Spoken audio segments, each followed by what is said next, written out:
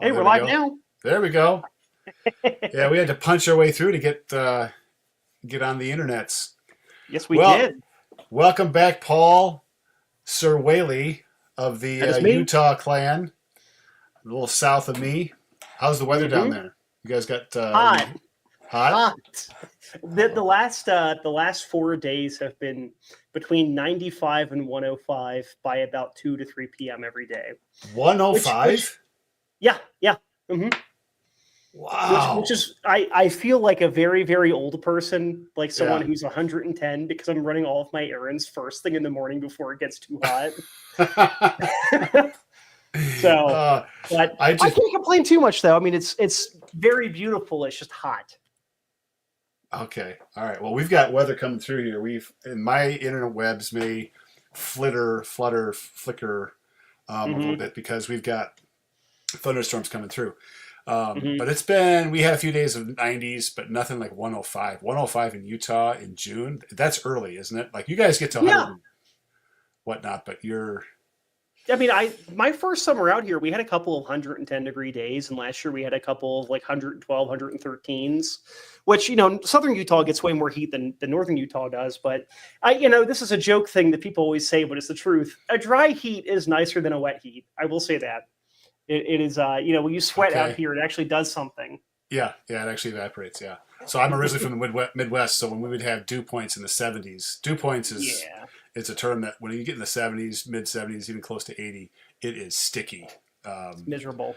but it's nothing like out here. Out here, it truly is dry. So Hmm it's dry I heat. like it. Yeah. Hmm All right. Well, it's been a while, Paul, since it's been just you and I, and we've got Jim. He's out working. hmm He's got to support his habits, so he's out working. Um, but what have you been up to lately? I keeping up with everything, truthfully. So for our viewers that might be here, some of them might know who I am and what I do. But I write for a firearms specific website, Uh and then huh. I'm editing for a second, more competition shooting oriented website. And then I've been writing for a watch website called the Escapement Room for about 4 months now. And I'm also very active on YouTube these days. I've been trying to do 2 to 3 videos a week, just Mm-hmm. because for me, with the projects I'm working on in my workshop or if I'm out in the field shooting, it's very easy for me to have my camera there while I'm working on a project. So I've been staying with the projects between this camera here and my GoPro and other cameras, Yeah. keeping at it. Of course, still very much doing things with watches, but firearms are the primary part of it because that's what I've been doing the longest. But watches, and you know me, and our viewers might know this, but I don't really buy many watches, but I like to kind of highlight the qualities and specific parts of watches that I like. So it could be lume, it could be sizes, it could be, what kind of straps I like, stuff like that. So been keeping at it, very much keeping at Now it. you've taken an oath this year. Hmm You've taken an oath. Share the oath. What's the oath that you took this year? Trying to avoid buying any watches this year. And so far, I've done fine with it. I'm wearing the last one I bought, this little Tag Heuer. Yeah. This I bought it beginning of December, and that's the last thing I bought. I have Mm-hmm. had watches given to me. You gave me a pile of watches, Yeah. and A I've pile. had our local guys are they keep threatening to give me watches. I'm like, I thought about maybe getting this, and they're like, I'll give one to you. It won't break your rules for not buying anything. Yeah. So, but yeah, it's been fun because it's really allowed me to really appreciate what I like in my own watch collection. Although Yeah. I get to cheat because I still have watches that are loaned to me by companies or by people. So even if I'm not buying anything, I'm still experiencing new things, but I'm not Mm-hmm. keeping them, right? Okay. And tentatively, one of the watches I was wearing that I didn't own, we might be seeing here on the live show tonight. So One of the watches you yeah, don't own. yeah, I sent you some photos, and not all of those are watches that I own. They aren't. One of them is not one that I own. I We'll blew we'll right. get to it when we get I to blew right by that. I did not notice that when I made this slideshow. it.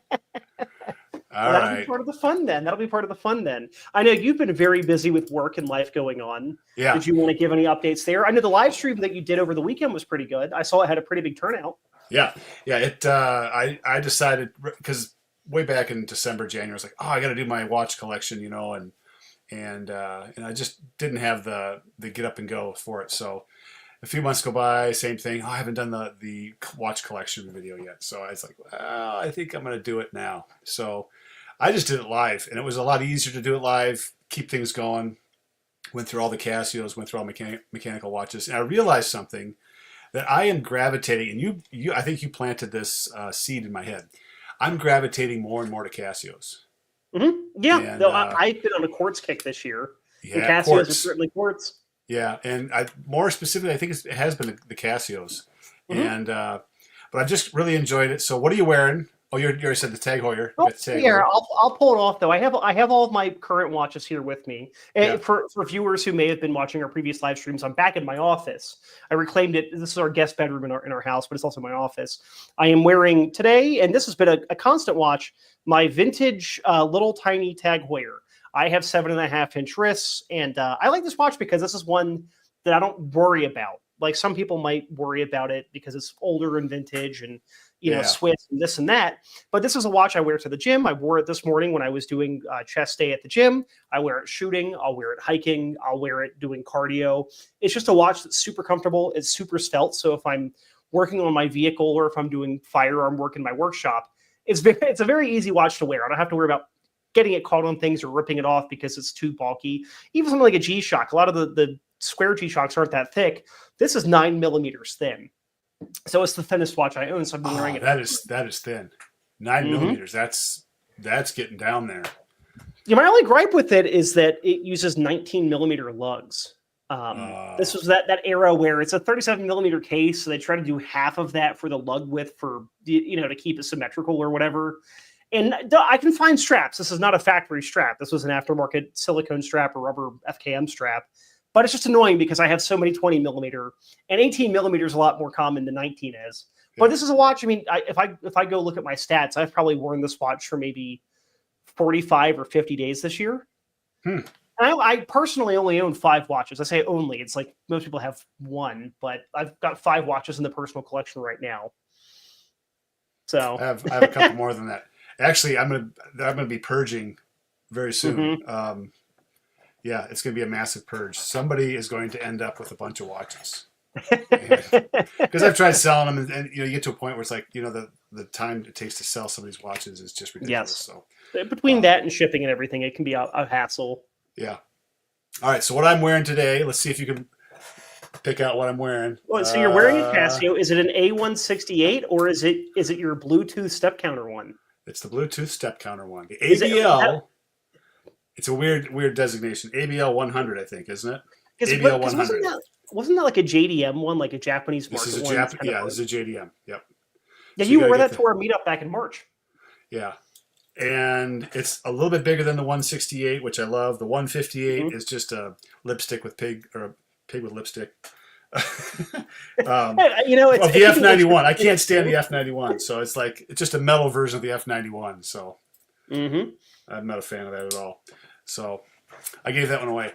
I still have the F91 though. I've been doing a lot of traveling and out of state travel. For about a month, I've been kind of out of the house, which is part of the reason why I haven't done any videos at all. Being out of the house, I didn't want to bring all the gear with me and stuff like that. Oh, of course. So, it's hard. Yeah. So, so now I've kind of gotten into the Casio thing, and the classic Casio, it's a good size. I love the metal strap on this one because it has such a, look at the reflections you get off of this. Yeah. Well, and it hugs the wrist really well too. It's not like a traditional watch where you have to worry about the lugs coming off so far. It can kind of come right off the watch there, and you have infinite adjustment. Yeah, and the buckle that's on here is very easy to adjust. You just pop that thing up in the air, slide it up and down on the bracelet strap, whatever you call it. That's one of those things is that a lot of people complain about bracelets where it's like, oh, I want it to be this super heavy duty, milled everything. That makes it harder to adjust it. I kind of like a kind of crappier stamped one because it's easier to adjust. And for us, where it's like we're out on hot days, we might be outside, our wrist swells up a little bit. I don't want to have to go and bust out a tool set to go adjust it. That you can take one of your keys and pop the thing. That's right. That's do right. It right on the fly. That or mechanical. Anything that you have just a little bit of a small metal tip on there, and you can pop that thing up and slide it around. So that's a little bit for me work wise. I've been. I work for Discovery Education, and that's been good. We've gotten through the school year, and so we're kind of wrapping some stuff up with that.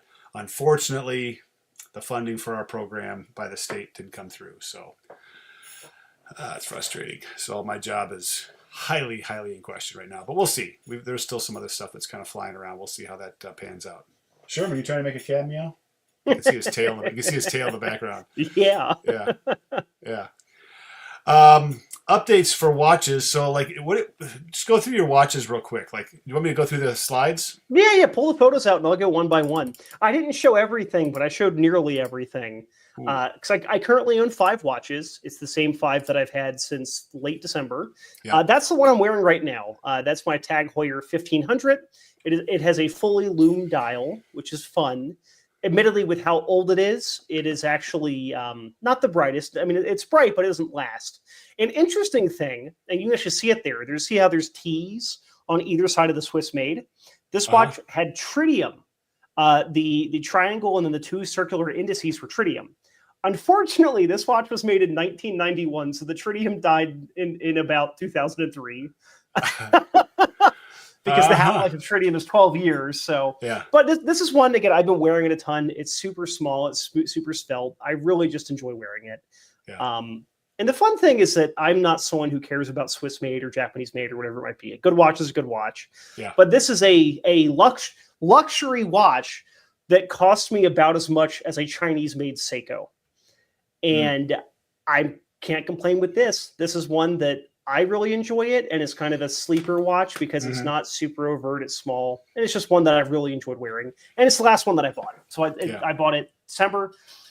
I love it. I love it. I think there might have to be an article and some videos on this one soon because this is one that people on YouTube like to point out and go, what is that cool thing? Yeah. Now, being a guy who loves loom, yes. Did the full loom dial, did that kind of lure you in? Like, were you absolutely. Absolutely. So, So part of it, Tim, I have this movie poster right here. It's kind of hard to see, but it's the Bond film, The Living Daylights. This is a smaller version of the watch that Timothy Dalton wore in that film, which was a loomed, it was a Tag Heuer 1000. This is a 1500. They did some revisions to change the sizing.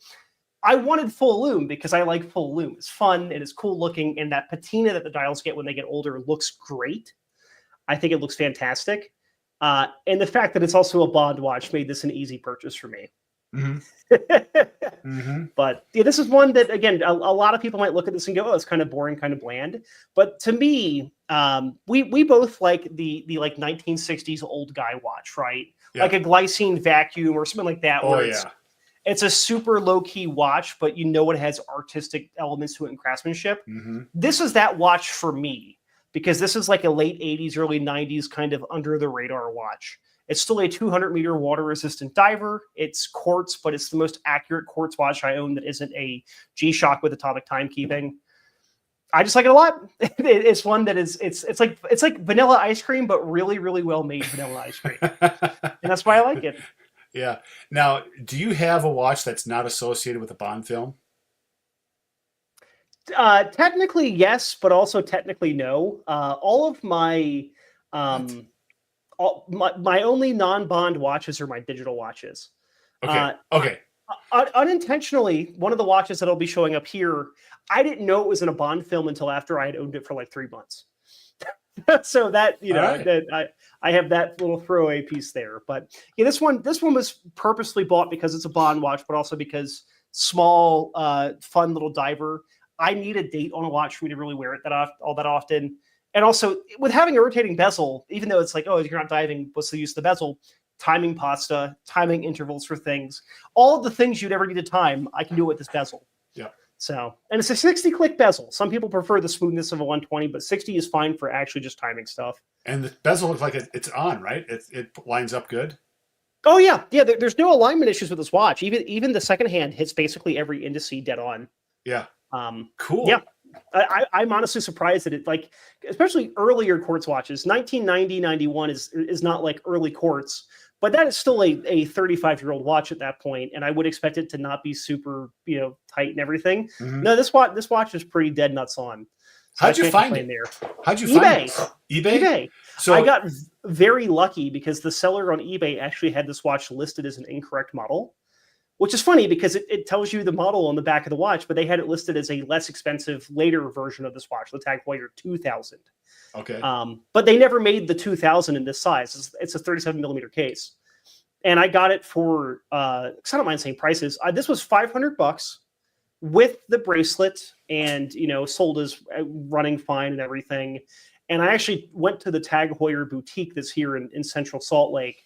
And they were like, oh, yeah, we checked the serial number. Like, they pulled the case back off and looked like, yeah, this is legit. Like, it's not fake. Like, this is also a watch that nobody's faking. No one's faking quartz Tag Heuers from the early 1990s. Like, yeah, they're doing, like, the Carreras now and, like, the chronographs, but these quartz watches from 35 years ago now. So, yeah, these normally retail. They normally go on the secondary market for, like, $600 to $900, depending on condition. Uh-huh. So I got it for $500, which is still a high for a lot of watches. But for me, having 5 watches, this is one that I'm like, yeah, this will be fine for the last watch I buy. And I've been wearing it a ton. I've certainly got my money's worth out of it. This is one of those watches that I don't think I would ever get rid of. Okay, hold your wrist up there again. Like, is the 37? So small. Yeah, is that as small as you would go? Is 37? No, I'd go smaller. I absolutely go smaller. You would? Yeah, absolutely. Really? I wore a Casio F91 as my only watch for a good year. Oh, and man, how did you do that? Here's my thing. It's like having a small car, right? When you have a small car, it's so easy to park it. It's so easy to do. It's so easy to live with, right? And this is not the watch I'm wearing for everything. I have watches where I'm like, yeah, I could also wear this or that. But this is one that if it's like, I don't feel like winding a watch today, this is the one that I default to. Yeah. And it's tiny, but I mean, the next watch I'm looking at, because there is one I have in mind. I'm not actively pursuing it or trying to buy it. It's smaller than this. Really? So, can you give us a 36. Hint as to what's the brand? I'll just say it. I've talked about it. It's a vintage Tudor Oyster date. Or sorry, Tudor Oyster Prince date. They changed the names around. It's a poor man's date just. I have zero desire for a Rolex, but I like the poor man's Rolex off-brand Tudor. So you're going Tudor. Well, Tudor now has a different kind of view where they're trying to be classic and this and that. I liked Tudor more when they were very transparent about we're using Rolex parts. Yeah. But these are cheaper watches because you're not paying for all of the Rolex branding. And the movement's going to be an off-the-shelf thing. It's not going to be a Rolex, made movement. I like that more because it's also easier to service, right? Those Tudor Oyster Princes, if you were to compare it, like identical model to an identical model Rolex date just, you'd be looking at like $3,000 to $4,000 more for the Rolex. And the Tudors, we have people locally who have them and bring them. Every time I see them, I'm like, that's what I want. Yeah. It's like the Toyota to the Lexus, right? Where it's nearly the same, but you're paying for a little bit more, but you're paying a lot more money for it. So, again, we'll see. I hope you get it this year. I have a milestone birthday this year, so I might have to. Yeah, you got okay. So that record's going down for sure. I mean, we'll see. We'll see. No, I'm not worried about it. I am. I'm not worried about it. I'm going to call you out on this. I'm going to say guaranteed Paul's getting a watch during his non-watch buying year. And it's going to be the Tudor. Because you're going to find it, and you'll be like, ooh, good price. I mean, I will say this. There are a lot of them out there. So I'm not like in a rush. It's not like, oh, they only made so many. They made a lot of them. And there's the thing about buying used is that unless it's like a super rare thing, if someone's selling it right now for $1,500 and then someone buys it for $1,500 and in 8 months they're ready to sell it, they sell it for $1,500. So it's like the prices don't really change on them. All right. Next watch. Let's go to the next one. Mm-hmm. Okay, yeah, this is one that I've actually had people offer to buy this one off of me quite a bit. This is my Omega Planet Ocean. So this is one of their newer lines of dive watches, but this one here is the first generation of it. So a lot of folks might be familiar with the Omega coaxial escapement that they put in their movements. And basically it means that it's a little bit more anti-magnetic and it helps out with runtime and this and that.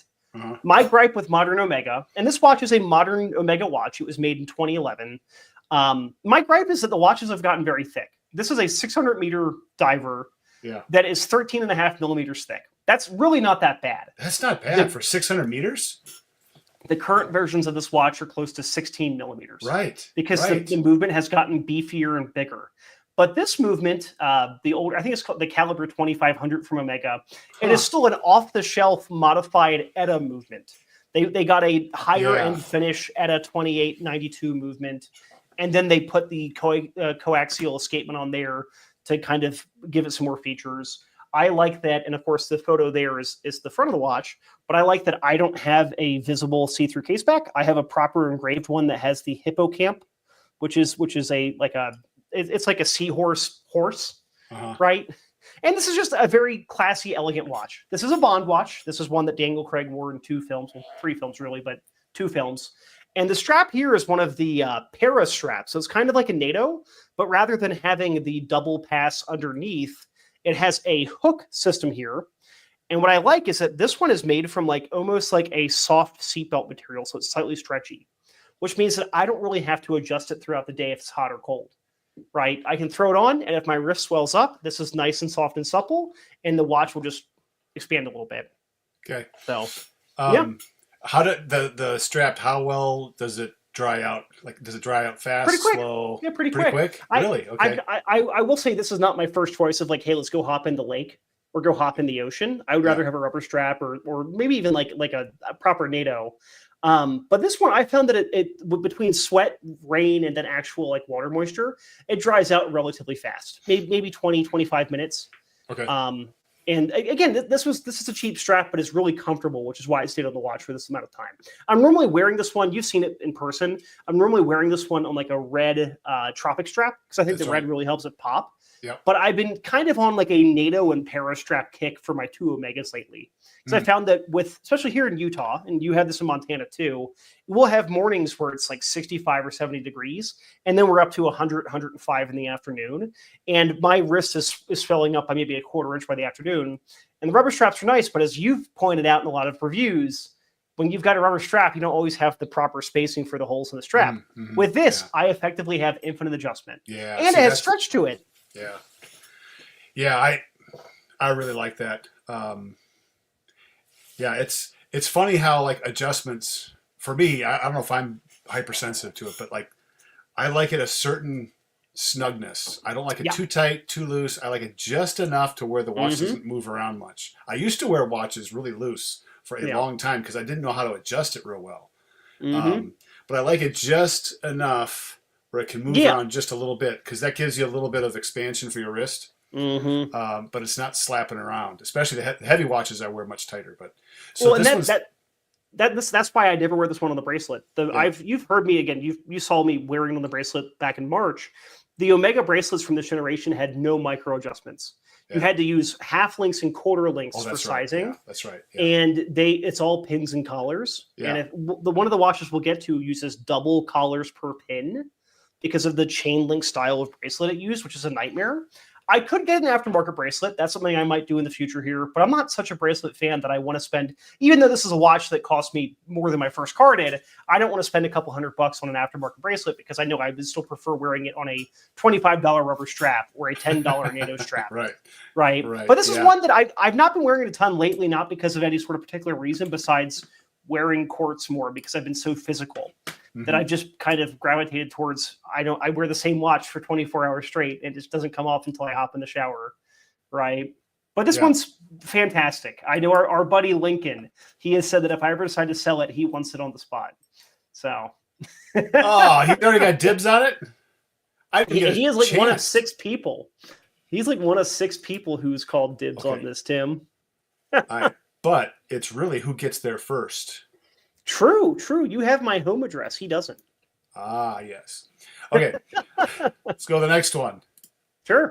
Oh, yeah. Now, so this was a kind of a fun shot that I did here. And that is my Omega Seamaster 300, my older Bond watch. Again, another Bond watch. It's a Pierce Brosnan Bond watch. I have this shot that was in an article I did. Yes, it's that watch there. Okay. I've been wearing it on this, again, same style with the hook clasp. It's another stretchy one, but it's a little bit more rigid, which has been handy for some stuff. But that photo is from an article I recently published about loom. But the cool thing is that the white thread on this strap is also loomed, which is one of those just a fun little thing. And this is like a $5 cheapest NATO strap. It didn't cost very much and fully loomed strap. And this watch, this is cool. the Grail watch for me. It's one that I'll never get rid of. The other ones, between the Tag Heuer I have and this blue Omega, they're the 2 that'll be with me pretty much forever. Yeah. But the Seamaster 300 is one that It's svelte. It's 11 millimeters thick. It's using a fairly common movement that Omega just kind of put their branding on, so it's easy to get it serviced. The bezel's a little loosey-goosey, but the watch is older than some of my friends, so it doesn't bother me. It's just a really easy-to-wear watch. This is one that I've been doing more events with the Horological Society here in Utah, a little nonprofit. And this is one that I wear to a lot of events because this is the one that people will come up to you and go, "Oh, is that the Bond watch?" And go, "Yeah, it is." And it's just fun. It strikes up conversation. Obviously, we don't wear watches to try to, change how other people view us. But when you're at a watch event, this is such a recognizable watch. But also, it's not as popular as stuff like a lot of the fancy Rolexes or, you name it. Everyone's got a cool Seiko. Everyone's got a cool G-Shock. A lot of the people that've got more money, they've got the Omega Speedmaster, the Speedmaster, like the chronographs, or they might have a Rolex. These are one of those ones that every time I've seen someone else wearing one of these, I'm like, that guy knows what's up, or that lady knows what's up, because this is like kind of like the enthusiast pick. Yeah, and I like the lume that's on the skeletonized hands. That's a nice touch. A lot of people don't like the skeletonized hands. I think that it's very distinctive, and the lume is still very good, even though this watch was made. It's 26 years old this year. Yeah, so. I have a AliExpress. I think it's a San Martin version of this one, and I don't believe the ends of the hands are loomed up, but I don't think it's loomed up in between the hands and the center pinion. So that makes it difficult to read, because now when you're looking at it, it's like, which one is it? Of course, I'm wearing reading glasses, so it's like even harder. But well, that's one thing I like. If we go back to the first Omega, the Planet Ocean, they both have very different sized hands. Yes. So they both have great legibility at nighttime because you have. It's not like the Seikos have this issue sometimes too, where they have the same shape hands, and they're not that different in size. So it's harder to actually tell the time. Both of these Omegas, the newer one and the older one, the hands are different, but they still have that same design, and they both have great lume. To put it this way, if you're buying a dive watch from a luxury company, whether it's the high end of this or that, you're going to get good lume. But being able to have good lume, but also identifiable hands is very handy. No pun intended there. Well, you got to do that. That's a good point. I should pull up a watch that I have that I just can't stand it, because the handset is. One is just a little bit longer than the other, and the rest of it's the exact same. So I don't know. I just think that they need to be distinct or differentiated enough. That's one of my review tools when I look at the handset. Is how different is the hour hand from the minute hand, because that quick glance, you look at your watch real quick and you got to look up again. Maybe you're driving your car or whatever. Of course, cars have clocks and stuff in it, but when you look at it, whatever, a quick glance. That's when it helps. That's when it helps. I love the Seiko Samurai. The Seiko Samurai is really cool. It has a huge hour hand, and the minute hand is very different. It's one of the most distinctive handsets that I've seen so far. For me, one of the tests, the three things I look for in lume is legibility, brightness, and then longevity. Right. And for me, it's like, okay, I'm groggy. I wake up at 2:00 in the morning because I have to pee. Can I actually tell what time it is on my watch? Yeah. Right. And the hand size there helps out. I have one of the Casios that you gave me a while back, and I didn't throw any photos of it. I did photograph it for an article, and I am planning on doing some torture testing with it. This one has that issue where the hands are not very distinct. The hour hand is slightly shorter than the minute hand, but they're both just kind of like pointy arrows, and they're not that wider and not that much different in length. And that's one of those design things where a lot of companies we want it to look a certain way, but if it's not legible, then what's the point of having the watch on your arm?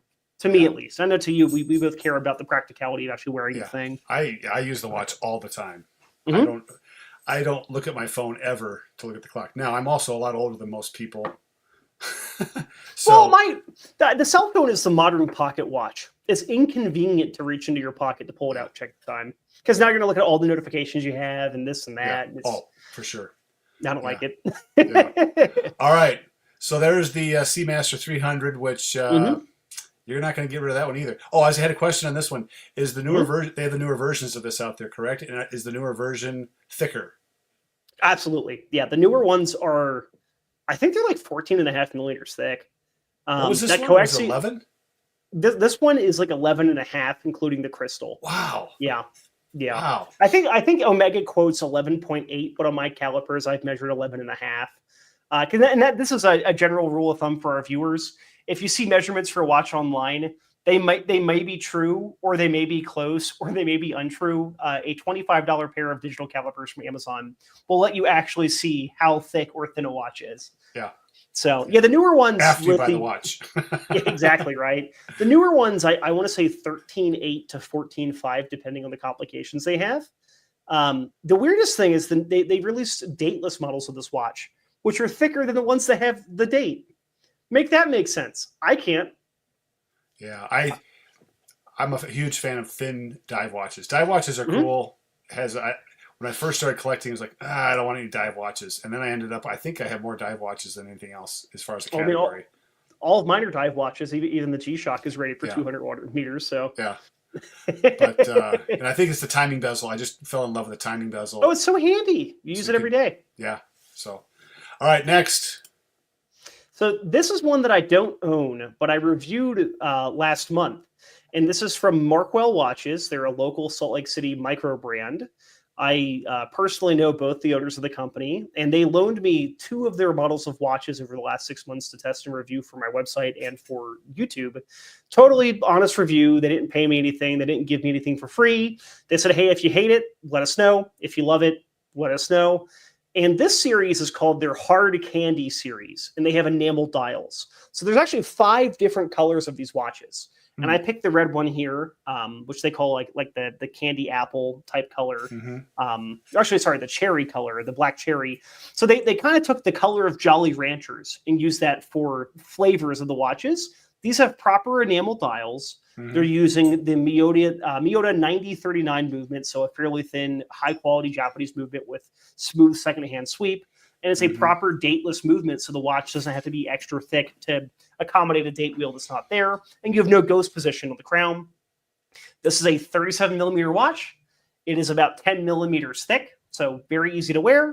100 meters of water resistance, so it's kind of like a proper go anywhere, do anything watch.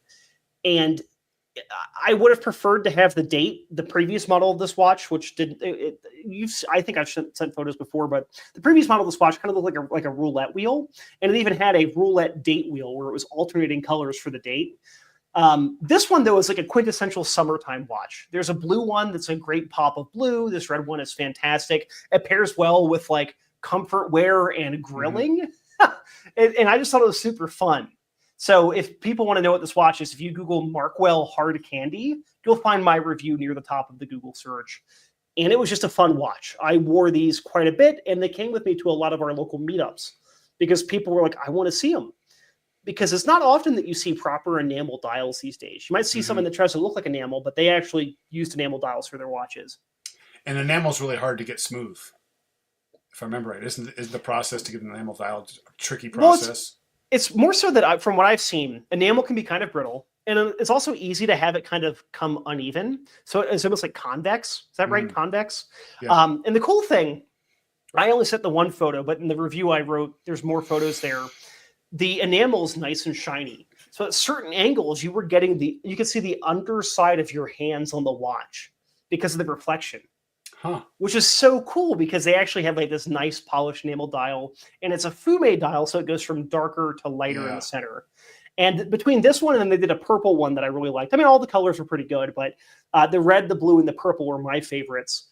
And it was just such a fun watch. This is one that I think the retail price on these are selling it for like $580 for a watch that's using a high quality Japanese movement. They're using they're assembled here in the US. It sounds like an advertisement. That's not the intention. It's just a fun watch, and it's made by local watch nerds. Yeah. So I wanted to have it on here because this is one that I did wear a lot back during April and May. The brand's like, hey, here's all of the watches. They gave me one of each color to just test and monkey around with, and I had them for about a month and a half during that testing period, and they were just fun watches to have. Is that the original strap that comes with the watch? Yeah. So they're shipping these with it's an FKM rubber strap. I like the build quality, but my gripe is that they use 20mm lugs, which is fantastic. The strap was just kind of thick for how thin the rest of the watch was. And I do a thing, I know you do the same thing. We don't look at other people's reviews when we're testing or reviewing something. We don't want to get influenced by outside sources. And this is like kind of like an asterisk. if I show this to somebody in person, I do want to hear their opinion, but I don't want to hear the opinion of another YouTuber or reviewer until after I've already written and published mine. And everyone I talked to, they agreed, like, hey, it'd be nice if the strap tapered a little bit more towards the end, because it makes the watch wear kind of big for how small it is. Right. But I found that on a Milanese bracelet, it did great. It did great on a NATO strap. It did great on all of my other rubber straps because, again, 20 millimeter lugs. And the strap it comes with, you guys should see one of the QD bars on there. It's quick detach, so you can swap it on the fly. And they actually have color matched Spidel stretchy bracelets that they're doing with these two. So. Cool. I mean, they're just fun watches. Yeah. And I dig a nice fun watch. Like what's hard to beat there when it's watches can be so serious. And this is like, hey, we made watches that look like candy that we like, and they're just fun. Oh, and you'll like this. This is obviously a daytime photo. All of the indices are full loom blocks. Oh, really? Yeah. Ooh. Yeah. I'm into that. Markwell watches, get a hold of me. I love me good loom set on there. I'll reach out to John and see if he can send you a watch, because he sent some watches out to other reviewers. I'll see if he can get you some. So Revlot just came out with, they're going to have a limited edition Flieger. And interesting. They're using loom blocks, and they're putting, I think it's a coating of C3 on top of it.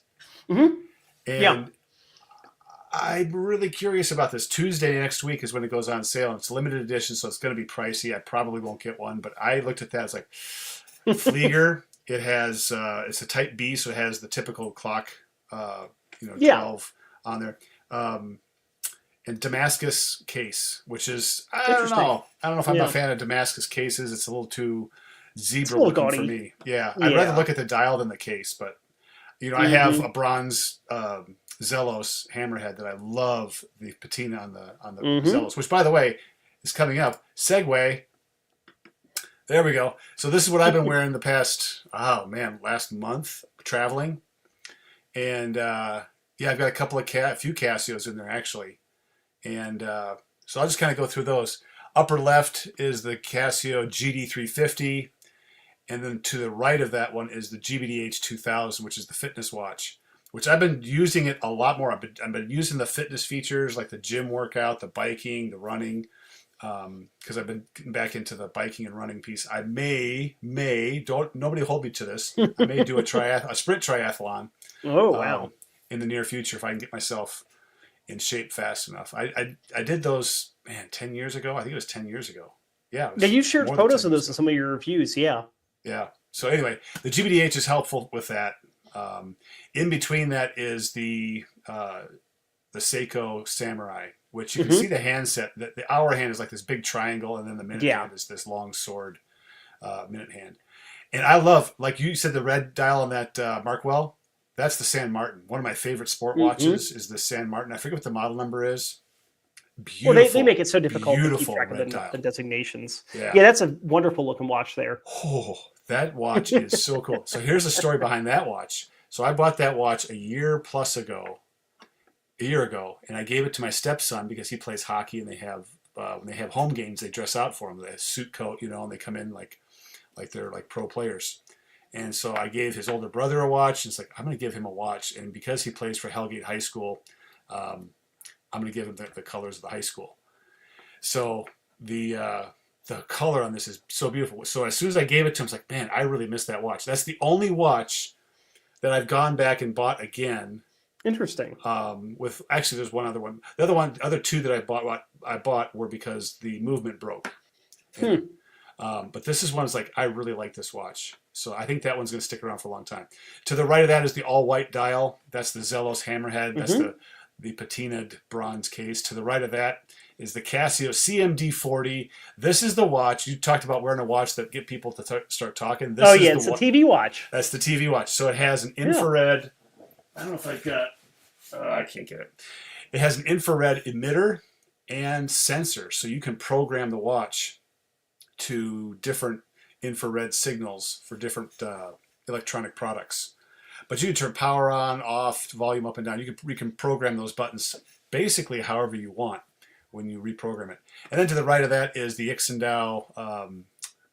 I can't think of the name of the company that does the original of that one. Serica. Serica, yeah. They're Serica. French? I think they're French. It's French, yeah. So that's the Chinese version of it, which is cool. But it has a Swiss SW200 movement in it, so it's actually a Swiss watch. That's interesting that it's. I mean, if you go by cost, I mean, it might be Swiss just cost of the movement. Yeah, right. And the loom on that watch is awesome. And then to the left of that is the second hour mandala. That's a limited edition. The bracelet on that's really cool. The dial is super cool on it. Just love it. Left of that one is another San Martin. It's kind of the Omega copycat of a San Martin. And then I've got the Casio 168. Mm-hmm. Love it. That has I was telling you about that one for a while. Oh, that is such a hot watch. I think that everybody likes it. I'd get to meet someone who didn't like that watch. The backlight's great. The backlight is awesome. It's electroluminescent. It is the watch to get if you kind of like the F91. This is the one that upgrades the light on it, and it's a metal case. And like you told me, it's like, Tim, you got to check it out. Like that's definitely a keeper. This is the thing here. This is kind of like the behind the scenes for us that do watch reviews. The A168 is one of the most popular watches on Amazon, if not the most popular watch that is in a smartwatch. Yeah. So it's like, hey, it's an easy thing to do do a video. People will see it, but I can also see why it's so popular. I had one for a good 6 months, and that was a watch that you could wear casual clothing and feel great. You could be wearing a suit and still look like you're wearing something that's appropriate, right? Yep. And it's an F91, but without all the F91 stuff we don't like. Yeah. I'd love to see someone take that and throw it onto like a rubber strap. I don't know why Casio is not selling it like that. A little bit sportier. Yeah. Next to that's the Casio DBC 3032 data bank. So that's when I travel, I always have that watch with me. It's loaded with all the phone numbers of all the bank accounts, insurance, law enforcement, family members, all that. So if my phone ever gets destroyed, I still have. Oh, hey, Tien Tanto. What do we got here? Oh, yeah. The GD350. Yeah, you can't go wrong with that. The GD350, I'm going to finish my conversation on this slide here with the GD350. But the Casio data bank, I always have it with. It's an aftermarket bracelet that's on there. I took the plastic strap off and put that. It's pretty cool. The Kingsbury field watch. This is my favorite field watch. Very legible. Is the Regiment MS4. Loom on it is incredibly good. It's an NH38. So it doesn't have the ghost date and all that stuff. Yep. Yeah. And it keeps really good time. And then the Glycine Airman, which is a classic phenomenal watch. Yeah. The problem I don't like with it is it's a butterfly clasp. And fortunately, it fits fine. But if I lose weight or gain more weight where I'm at right now, like it's too tight or too loose, because the butterfly clasp, you don't have hardly any adjustment with it. Yeah, I've never been a fan of butterfly clasps. That would be a good candidate for an aftermarket bracelet, or just toss it on like a nice rubber strap. Yeah. It's just a fantastic watch. Yeah. The Airman, one of our local guys, Todd. So, Todd, if you're watching, love you, brother. He has an Airman that he wears pretty often. And that's one of those watches. Like, it was the original GMT. It's a watch that is not super expensive these days. And Glycine has done so many different versions of them that you're like, if you want like a massive one, you can get a giant one. If you want a tiny one, they do tiny ones. If you want this dial, that dial, whatever it might be, they've got it. So I think it's pretty cool. Yeah. And then the knife. Okay, so that knife is, what is it called? The Ozark Trail knife from Walmart. That knife is $7. I couldn't believe it. I'm like, dang, I'm in Walmart and I'm looking at that knife. I'm like, it has aluminum handles or scales on it. It has a good blade. I forget what the steel in the blade is, but it's a hollow grind blade. And I took it home and it needed to be sharpened up a little bit. It's a $7 knife. I sharpened that thing up. That is an incredible knife. It has a liner lock, and it has just really good action on it. So it's $7. I just was like, man, that's the cheapest good knife I've seen at Walmart. So they've been stepping up their game with that. Yeah. So those are the watches I've been wearing for the past month plus. And I would have to say the ones I'm wearing the most, I wear the fitness watch at night, the upper right corner there, the GBDH 2000 for sleep tracking. But honestly, I wear, let's see, the GD 350. So Tanto, I'm with you on this, but I like to wear the positive display. I've been wearing the negative display, but I like the positive display because it's a little easier to read. But it's the Vibrate Alert. I use that all the time because I can't not hear it. I always feel it. It's on my wrist, so when it goes off, and today I had a couple of Zoom meetings I had to do, and so I put the timer on and I put an alarm on. Now, there's multiple alarms on there, but I just did a timer and alarm because of ease of use. And Vibrate. I'm the only one that knows that the alarm goes off. So even during a Zoom meeting, I know if I have to get off early, it doesn't beep, beep, beep in the Zoom meeting. So GD350, I wear that one a lot. And I really liked wearing the Ixendao or the Serica model on the far right with the that bracelet's just so cool. I love so cool. So anyway, that's what I've been wearing. So all right, next topic. Any questions, Paul? Anything you want to add? I mean, the smattering here, you can see that, and we talked about this earlier. For your non-Casio watches, most of them are divers, right? You've got what, 4 divers in there compared to, I guess it's like a 50-50 split of divers to non-divers. 3. Well, the Serica, I guess, is kind of a diver. No, it is. That's a diving bezel. It's a reverse countdown bezel, but it's still a diving bezel. Yeah. No, I mean, like, it's both of us. We obviously don't tie up our personality into watches, but our personality dictates kind of what we like. And we like durable watches, and I know you like pilot's watches and dive watches when it comes to non-digital watches. Mm. And you have a pilot's watch, a bunch of dive watches, and then 2 fieldy everyday watches. Mm-hmm. And then, of course, the awesome Casios. And, you know, like Casios are one of those things that I still have my venerable 5610 G-Shock. I know it's kind of gotten boring, but this is, I still have my Seiko Arnie too, and the G-Shock is better than the Arnie. It's hard to beat Casio, whether it's a G-Shock or if it's a regular Casio or a Pro Trek or one of their smartwatches or a keyboard. You know, I got a question for you. Anybody out there, answer this question too if you watch afterwards. Put in the comments. But calculator watch. Would you ever get a Casio calculator watch or a data bank? No, the backlight is terrible. What? You haven't seen the DVC-32? It has dual lights. I have. I mean, that is kind of the exception to the rule. All of the regular calculator watch and data bank ones have pretty bad backlights. I think they're cool, but I would never. I'm not the kind of person who'd use it. The features are not there for me. I think Paul is showing some bias here. I'm going to have to send him one. I'm going to send you the CA50. Is it the 53 or the 50? The Back to the Future one, the classic. The one that has no backlight. The one that has no backlight. Yeah, that one gets a lot of conversation started too. Yeah, that one gets a lot of conversation started because for guys our vintage, maybe your age, maybe a little older than your age, on up, we remember that one. We do. Mm-hmm. We remember that Back to the Future watch and the calculator. Ooh, can't have a calculator in class. You got to do everything paper and pencil, Tim.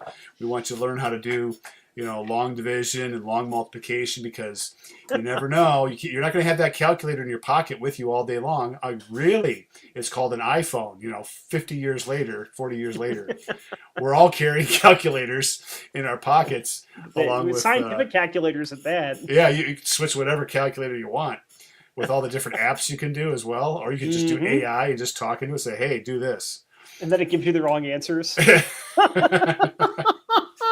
Yeah. So all of my math teachers from back in the 80s rolling over in their grave. Like, all I'll say is the data banks and the calculator watches are very cool. They're just not my kind of cool. It's as simple as that, right? The Chevy Camaro, very cool car. Not the kind of muscle car I'd want to own. It's as simple as that. I think you need to take that Camaro for a test drive. You need to take a calculator watch for a test drive. Have you ever had a calculator watch? I've never owned one, but I've worn them before. Yeah. How long did you wear it? Like for an hour? Like a day or two. Again, this is one of those things is that I have all of my local friends saying, "Hey, you want to try this watch on?" I'm like, "Sure." As long as it's not like $1 million and I feel guilty about wearing it. Like, can my insurance cover a Casio watch? Yes. Can it cover something that costs a lot more money than that? Probably not. All right. I think a calculator data bank is coming your way. I'm going to figure out which one it is. Yeah, I'm going to send one your way.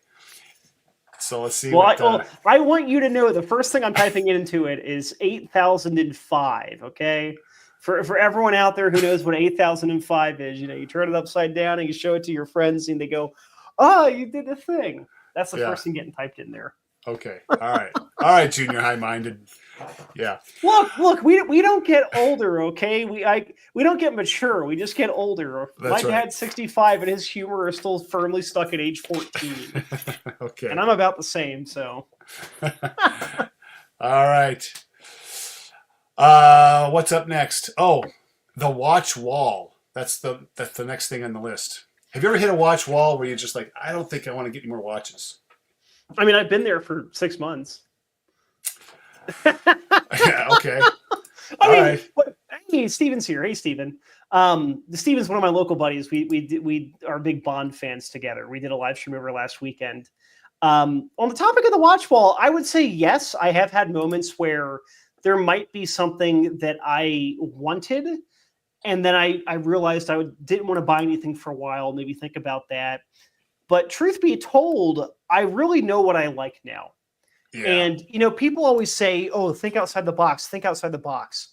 I would rather have a box where I exactly know where the perimeter is, because that allows me to go, okay, I don't want this. I can throw it outside the box. I don't have to think about it, right? The example I'll give you, if it has no date, I probably won't buy it. There are watches that I think look fantastic that have no date. The field watch you have here, it's a great looking watch, and I bet it wears great. But no date to me means I wouldn't wear it daily. So that's a watch that I can say, okay, I wouldn't buy it, right? And for me, I know this sounds kind of strange, but it's like, think of it like this. If someone is vegan, they know exactly what they won't eat, right? And they will tell you every 5 seconds about that. But they know exactly what they want or what they don't want. Yeah. I'm there with watches now. I know I like dive watches. I know I like durable digital watches. And I know what I don't like in watches. So it's made it very easy for me to go, okay, I'm not buying anything. Yeah. So I kind of have a self-imposed watch wall that I've hit. All right. So yeah, you're okay. I hear you. And John D. The collection is missing a chrono. This isn't a collection. This is just what I was wearing last month. You also technically have multiple chronos here. Yeah, there's technically a few in there with the Casios, but we won't get into that. Yeah, the Glycine Airman. It's a beautiful watch. For those in the watch collecting mode, Glycine, you should really have a Glycine Airman, I think. Oh, they're fantastic. It's a beautiful watch, especially the GMT. This is the Office GMT, I think. No, actually, this is a Traveler's GMT. So I think I can move the hour hand independently on this one.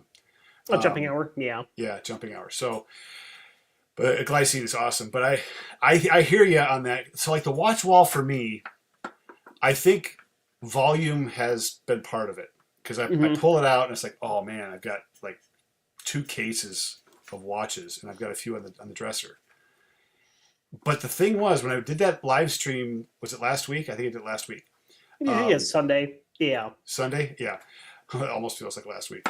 But when I did that live stream, I realized how much each one of these watches, I'm serious about this. Every one of those watches, I like those watches. I've had watches where it's like, I'm not a fit, like the F or the A158, the Casio 158. Not a fan of it. The F91, not a fan of it. There's a number of watches that I've purchased that's like, nah, that doesn't work for me. But now I look at that set of watches. I did not even count them. I don't want to count them. But every single one of them has a unique feature that I really, really like. Now, there's a few in there that are collector items too. Like that GD350 in this slide right here, in the upper left. Actually, it's the positive display version of it. You don't see many of those positive display versions of it around anymore. You'll see the negative one. You can get those on Amazon for like $90. But I just saw a positive display one in a sporting goods store for $130 some. It's like, man, that's moving up in the price range. And there's 2 different positive display ones. One has kind of a colored top portion, and the other one is the same color. The one that's the same color, it's a universal color on the display. That's the hard one to find, and that's luckily the one that I bought. And so I've got that one. But so there's some of those collectibles that I have, limited editions, like that second hour Mandela that's in the picture here, kind of the lower right with the gold gilding on it. Yeah, I'm hanging onto that watch for a while because it's a cool looking watch, and it's very, very unique as far as the limited edition. The Zelos hammerhead in the middle with the white dial, another limited edition. I usually get one request about every other month, maybe every month on that watch. And they're asking me if I want to sell it because Zelos doesn't make that one anymore. So yeah, they do a lot of sprint run stuff where it's just hard to come by. Yeah. Between Zelos and the company from East Asia that people like, that Wise. They both do a lot of those sprint run watches. And I know a guy who he only owns Zelos. He has 30 of them. So they have very cult like fan bases for both those brands. Yeah. So I just found out like, okay, I've got a lot of watches, and part of me is like, the differences between these watches are not big enough to hang on to them really. Mm-hmm. So that's where it's like, I'm going to purge, like the method that I use to purge, I will share after I do it. I'm not going to say what it is now. After I do it, people are like, no way, you did that? Like, that's the way I'm going to do it. Can I guess? Go ahead. Okay, we're going to get rid of this one. No, I'm talking about like the method of actually getting them up, removing them from my possession. That method is going to be very. People are going to say, why'd you do it that way? You know, it's the Marie Kondo method. You know, does it bring joy? Does it spark joy? Yeah, and so I have to really go through and find out which ones do I really like, the ones that really stand out. Mm-hmm. Really stand out. Well, and there's a few of them in this pile right here. All I can say is that for me personally, every watch I've gotten rid of, zero regrets. And most of the watches I've gotten rid of have been good watches. They've not been bad watches. It's just that, you know, like I had a glycine combat sub that I wore for a good 7 or 8 months through 2023 and 2024. I sold it to a friend for pennies. I think I sold it to my buddy Mike for $120 for a Swiss automatic dive watch, right? Just because I know he'd enjoy it. And I hit a point where, for me, if I don't wear it, I don't keep it. Yeah. Unless it has sentimental value, which I guess technically speaking, this Bond Seamaster has sentimental value, but it's one that if something happened to this and it was destroyed or lost, I can replace it. This specific one does not have sentimental value. This model does, though. But that's the thing, is that it's all different for how we choose to curate and downsize or upsize a collection. So I'm looking forward to seeing what the process is going to be here. Because you haven't told me the process. No, I haven't. It's all up here.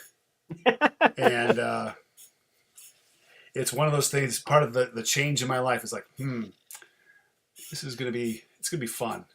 It's going to be fun to do it this way. We'll see what the reaction is from when I reveal it. But watch wall. So I think that volume piece, when I went through and did all those watches, it's like, yeah, this is a lot. And like you were saying, if you're not wearing the watch, like, why do you have it? And I go back to like, some of them are like that CMD 40 there, kind of the right hand side, that Casio with the funky dial and everything, or the display. Mm-hmm. It's such a different watch. I won't get rid of that one.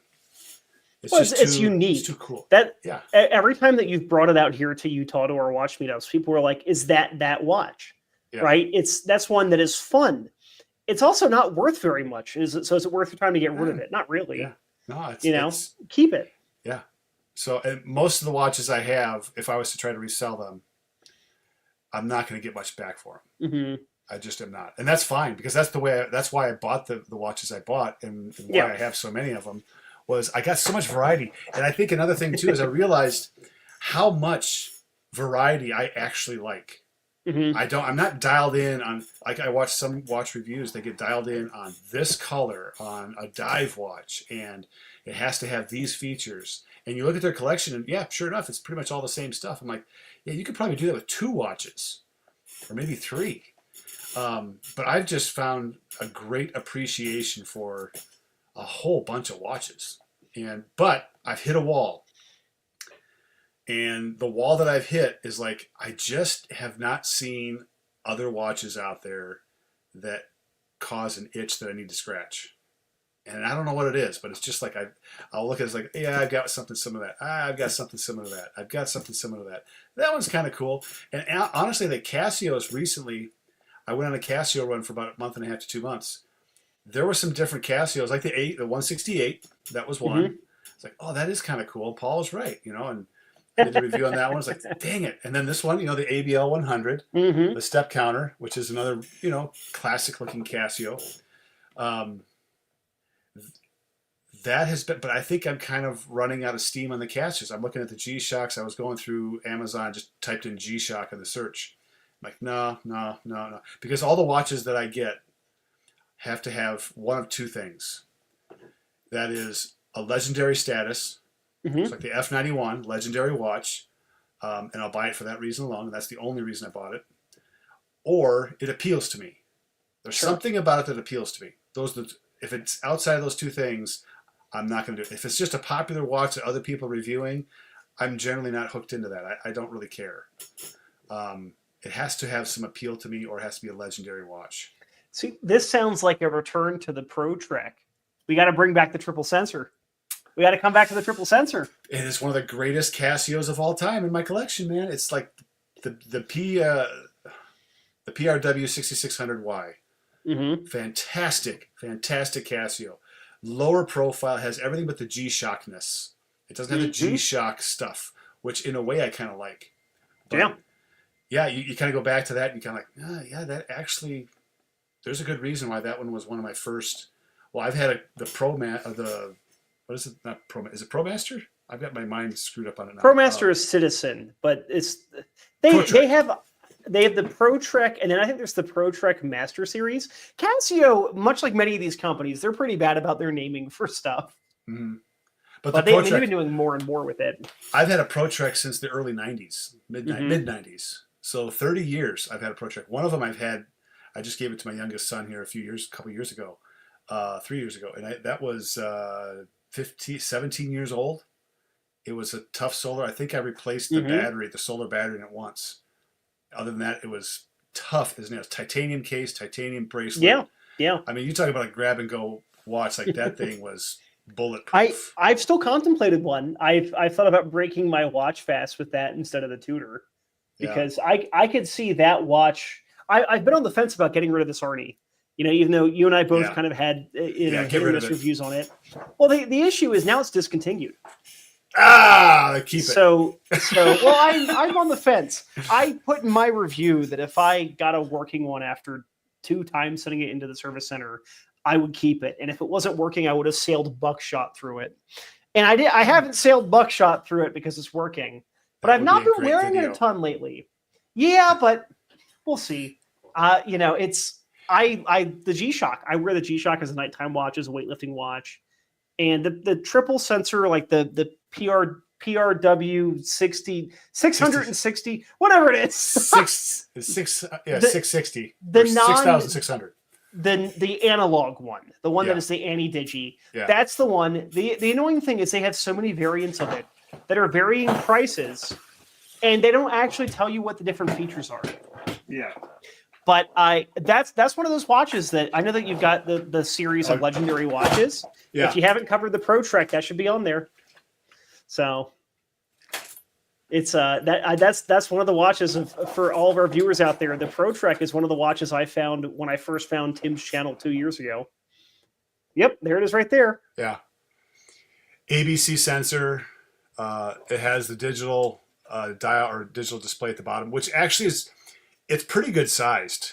It's not small. Let me see how you do this. You press, I think it's the light button,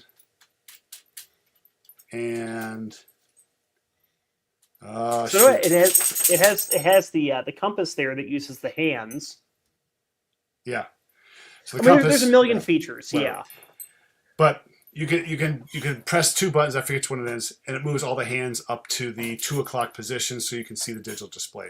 Some of the watches don't do that on Casio when it comes to the ABC sensor. I think, what was it? Was it one of the old Mudmans or Gravity Master? Maybe I think so. Something like that. I was looking. It's like I want to get the hands out of the way. It's an anti-digi watch. Like, help me get the hands out of the way.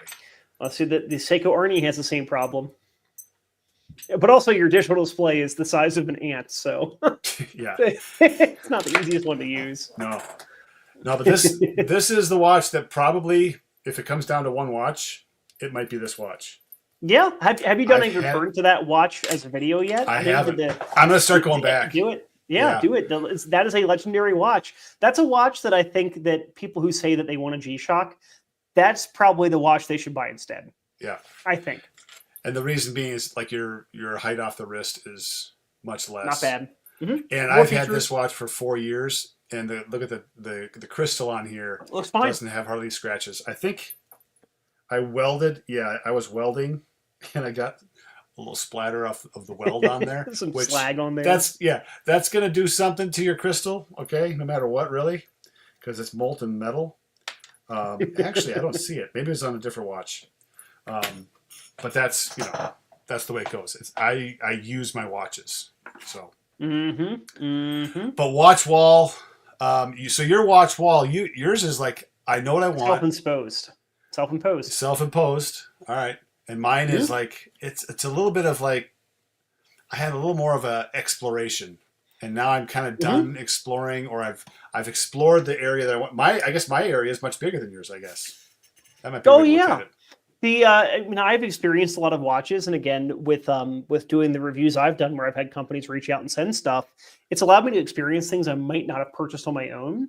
Yeah. And that's one of those things that I think that a lot of people think that let's say that you or I review a watch. If I mail you a watch and you're borrowing it to review, a lot of people say, well, he doesn't own it, so like, does it matter? It's like, well, what matters is, did it work? What did I think of the objectively, did it function? And then we go into what we like and dislike, which is subjective, right? And that's the thing, is that I've been able to experience a lot of watches that I can go, this is a good watch. I think this is well made. I like how it is, but I don't need to own it to be able to appreciate it, right? I've had that for a lot of the aspects of hobbies in my life, whether it's firearms or watches or whatever it might be, where what's the phrase? If you love it, let it go. Yeah. I've been able to see if you actually like it. Yeah. Well, not even to see if I like it as much as I know I can like something and not have the desire to physically own the thing. Right? Like I think a lot of the 1970s and 60s muscle cars are really cool. I have no need to own one, nor do I have the desire to own one. Really? Okay. I mean, it's a lot of maintenance. Yeah. Look, you've worked on engines. Carburetors are no fun. Give me something with fuel injection. That's easier for me to monkey with. I don't mind working on a carburetor as long as I can work on the carburetor. Sometimes carbs are like, they're too complicated. The GD350, I'm just going to put this up here. This is what I was talking about. Oh, you see how the display is all one color? That's hard. That's a hard one to find. If you find one, grab it. Because the other one's almost like a yellowy thing, kind of like it's like a two-tone display with. It's like a gold. It's like the DW 291, the thing that replaced the Mission Impossible watch. Yeah, that one. Yeah, it's got like the gold color. I like it though, because the amber backlight looks great with it. But for the smaller display on the GD350, I like just having the regular kind of like gray white that Casio does. Yeah. So that's. I guess I've hit the wall. I haven't bought hardly any watches the past 3 months, maybe. I bought a couple of Casios, and I'm going to go back and do reviews now with all the watches I have right now before I get rid of them, and just do a quick update on them, especially mechanical watches, because I think I'm going to be getting rid of more mechanicals than Casios, honestly. Like, I think I'm going to hang on to more Casios. Sure. For some reason. But the mechanical watches... Hey, you like Casios. You are a Casio guy.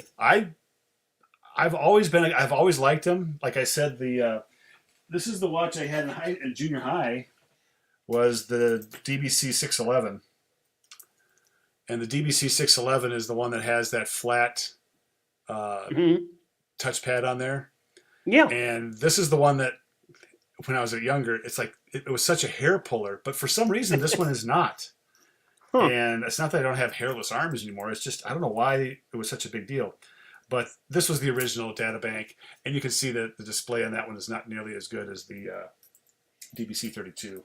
It kind of reminds me. Remember the paper printer calculators? Yeah, that accountants would have. It kind of looks like a small version of one of those. It does. Definitely 80s look. Definitely 80s. Hey, but the 80s are in right now. People love 80s and 90s stuff right now. Oh yeah. Yeah.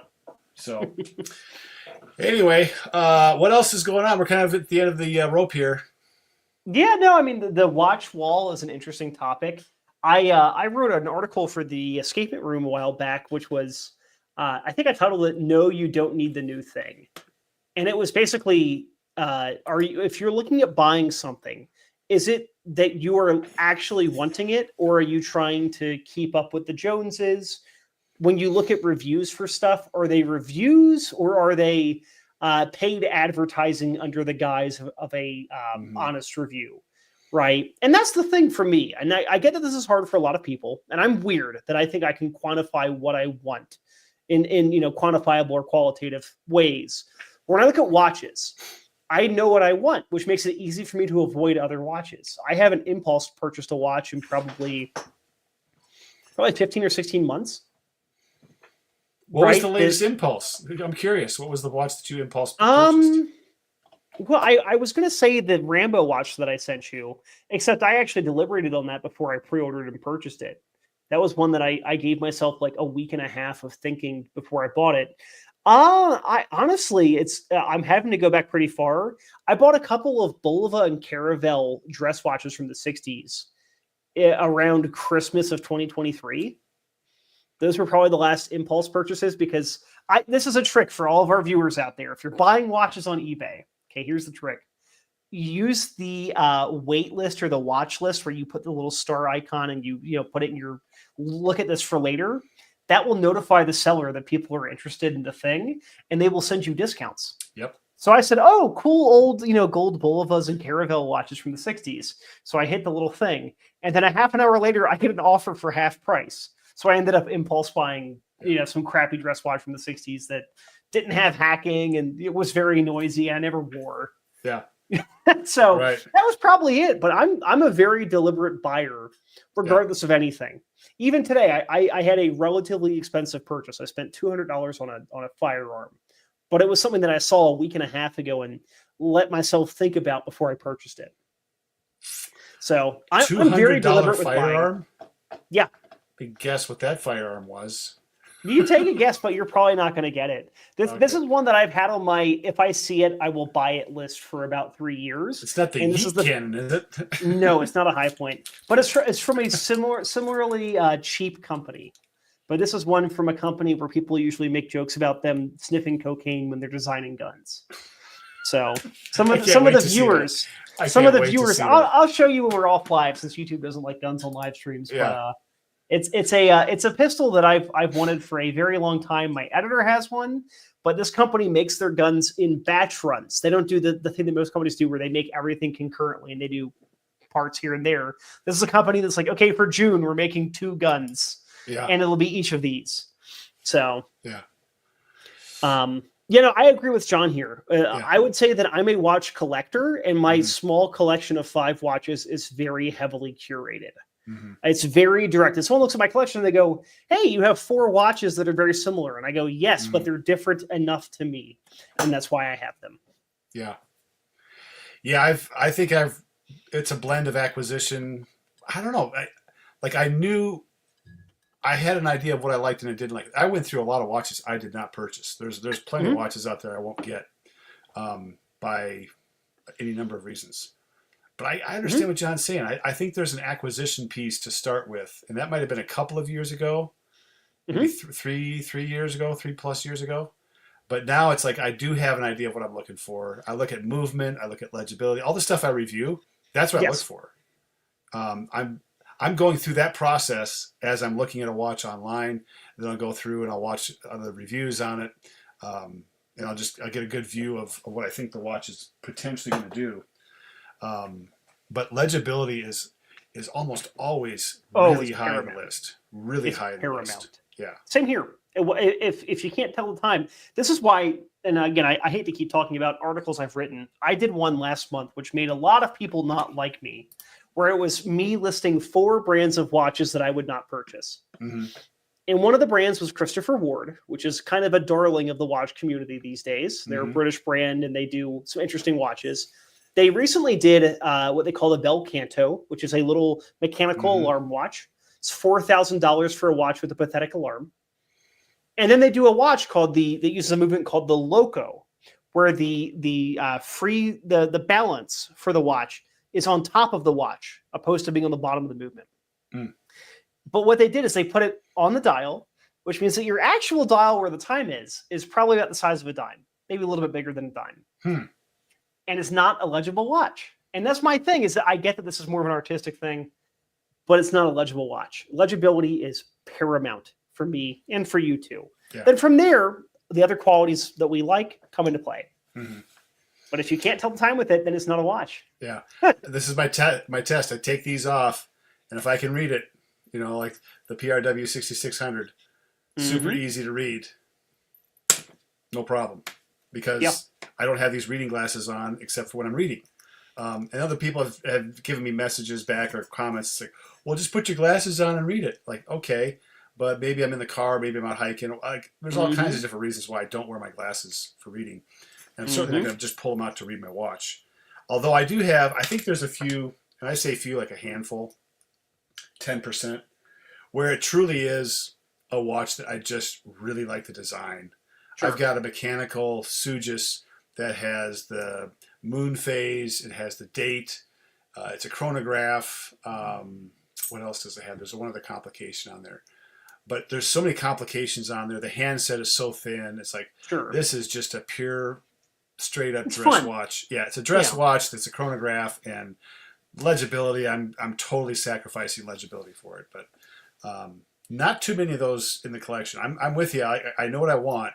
And I've kind of played around on the edges of it to get to the point where I'm at in the collection right now. But I think I just kind of want to either start over, or I'm going to be like really intentional. Like, I'm going to have 15 watches that are the top shelf of everything that I want. And I'm talking more on the mechanical. The Casios, do they count? I think officially Casios don't count as part of anybody's collection. I think they do.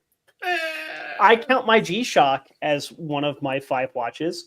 Now, I will say that the Casio that I've got that you mailed me, I'm not counting because this is a watch that I'll be passing on to a viewer or probably destroying. I know you and I were kind of working out the plans for doing a possible Casio destruction series together. So that's why I'm holding on to this. But to me, this is a watch that I didn't purchase, so I don't really count it. But my G-Shock, the one that I bought and I've had for... Sorry, I'm on the wrong side here. The one that I've had for a while, this is one that I absolutely count. Yeah. So otherwise, I'd only have 4 watches, and that would feel weird. My second oldest son, Noah, he has, I think, 6 watches. He has a 5-slot watch box or watch bag. Or maybe it's 5 watches. He has one outside and then one on his arm.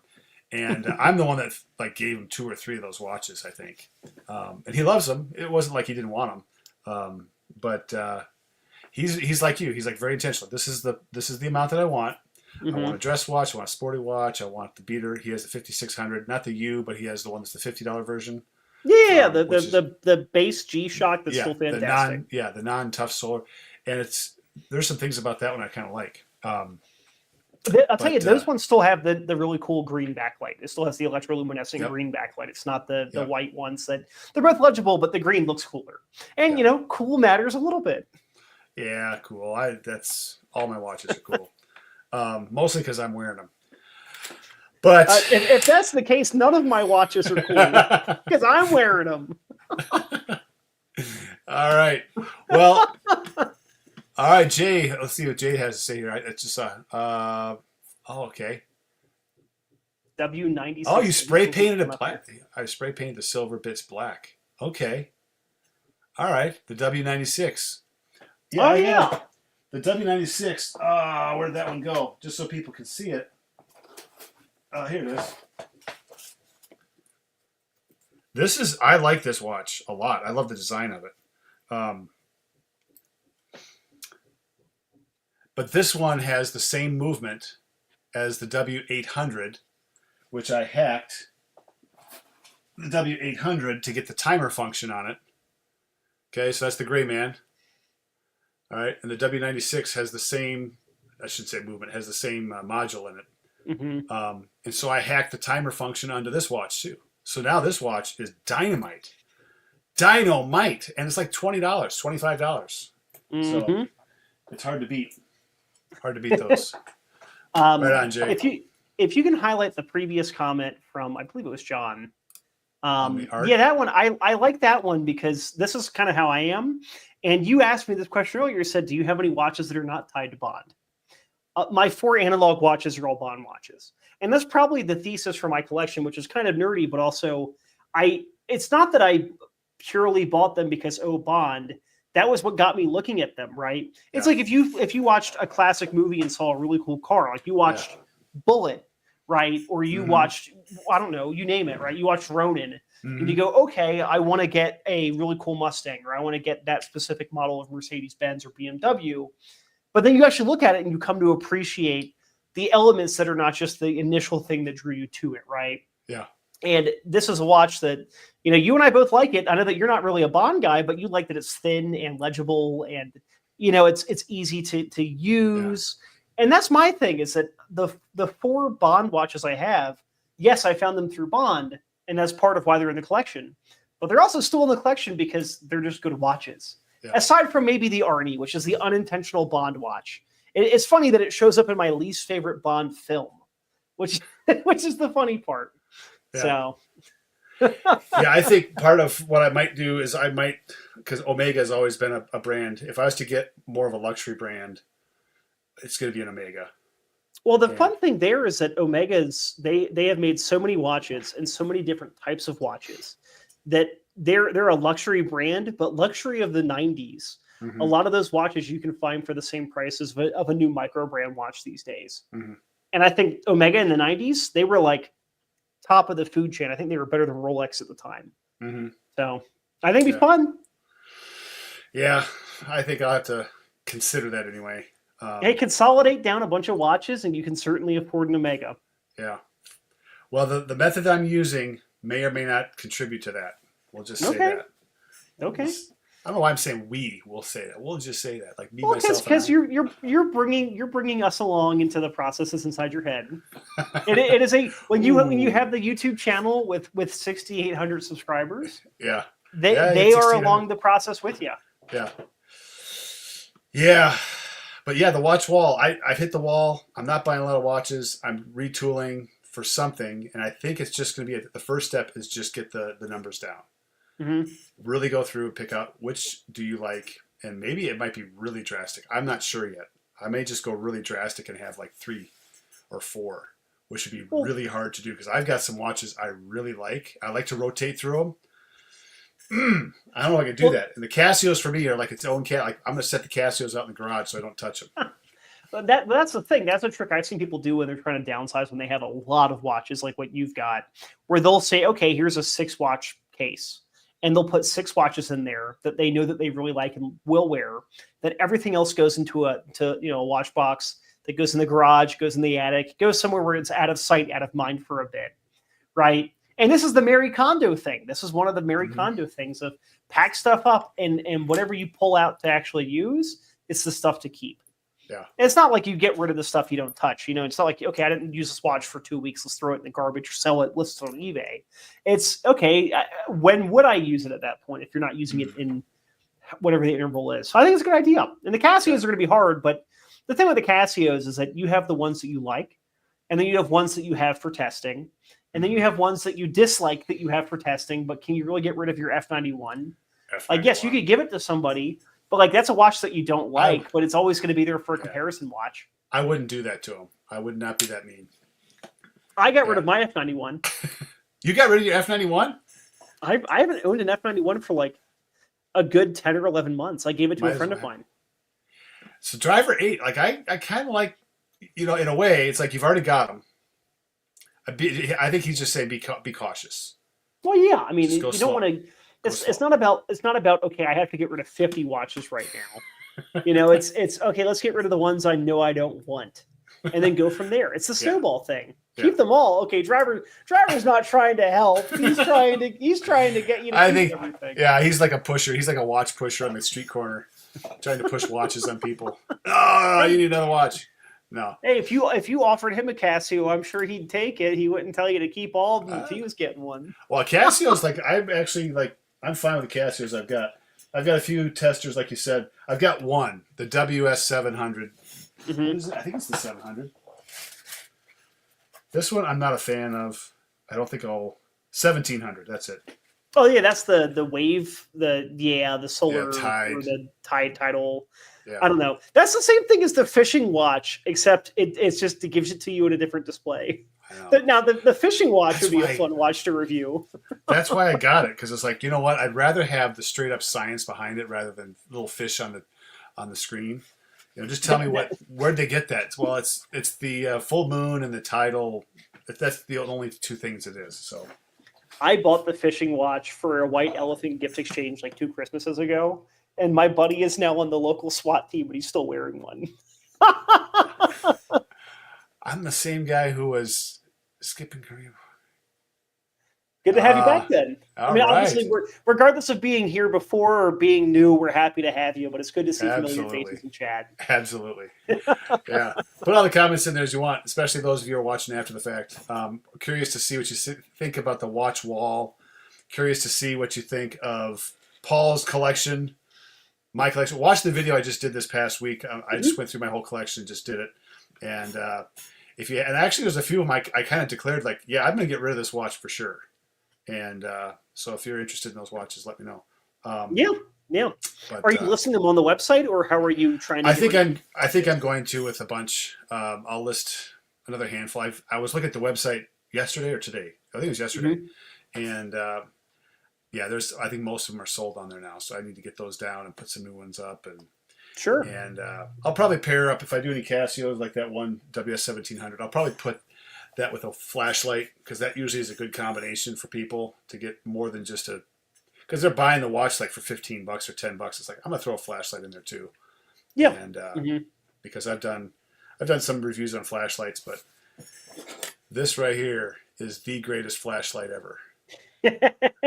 I know how much you like it.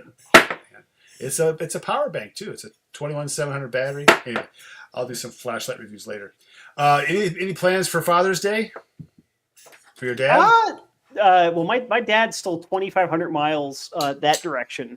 So where? Which direction? I wasn't looking. That direction. He is 2,500 miles to the east of Utah. So he's out in New Jersey. I would hope not. No, he's in Delaware. Delaware. Okay. Oh man. If he's in New Jersey, I've got to call the cops or something. No, for us here, my wonderful girlfriend, her family is out of town for the holiday. Yeah. So we're probably just going to have a chill Sunday. We were attending a wedding Saturday afternoon, and I'm actually hosting a watch meetup Saturday morning. So it's going to be a busy Saturday for both Kaylee and I. Sunday for Father's Day, I will certainly be talking to my old man to see what he's doing and what World War II movie he's going to fall asleep to on the couch with. Probably Bridge Too Far. That one's a good one to fall asleep during. Oh yeah. For anyone out there who's a movie buff, Bridge Too Far, wonderful film. If you fall asleep halfway through and you wake up near the end, it's more enjoyable anyway. So it's take a nap when they show the hospital part. But no, I think this weekend's going to be fairly chill. Do you have any plans for this weekend? Well, let's see. I've got to do a little cleanup around the house. My second oldest son's coming out. Noah's coming out next week, so I got to clean things up a little bit. The garden's established. I'm going to have plenty of cherry tomatoes coming in. Oh, nice. I got to do probably some work looking for a job. Like I said, my job's probably going to get cut. That's not for sure, but I think it's a fair guess. But so I'm just going to get ahead of the curve on that and start looking that way. But better to be prepared. I might go out and gopher shooting. I call it hunting. It's not really hunting. You go out and pick off a bunch of gophers. I don't know if have you ever done that? Gone out and gopher hunting? So I am familiar with the practice, and I have like semi kind of done it, but where I grew up, we didn't really have a ton of gophers. Yeah. I did do a lot of waterfowl and fowl hunting when I was a teenager, because I had friends that had farms, and the geese and ducks would actually come and fight the chickens on the farm. And so it was like, okay, you're 12 years old. Here's a shotgun. Go shoot us some birds. Yeah. A few more questions, John. This is a good question. Do you have sub-collections within your collection? I never thought of it that way.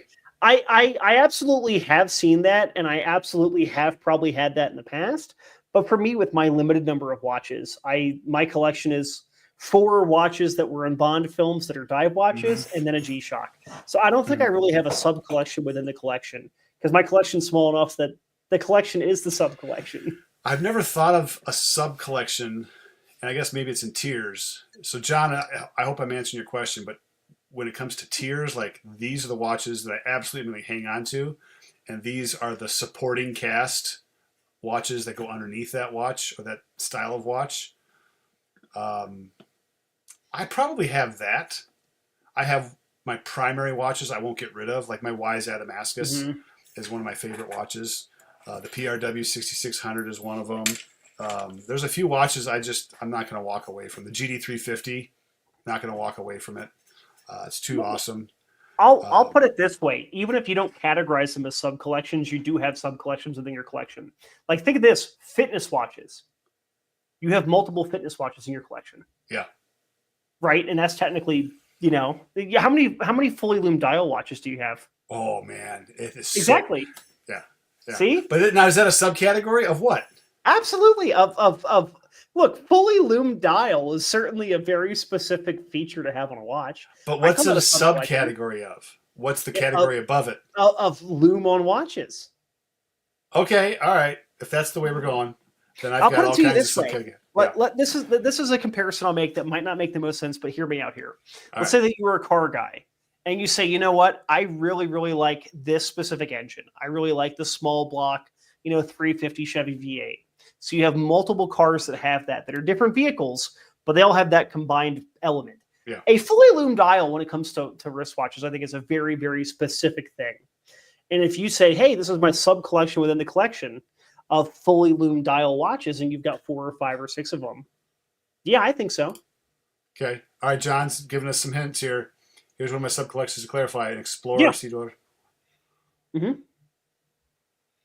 Okay. And I think that for a sub collection, how is that a subcategory though?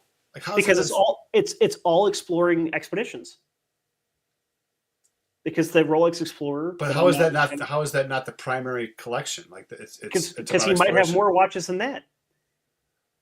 Okay, so it's just how specific. Like, every specific layer you go down is considered a sub collection, because you could do that with all.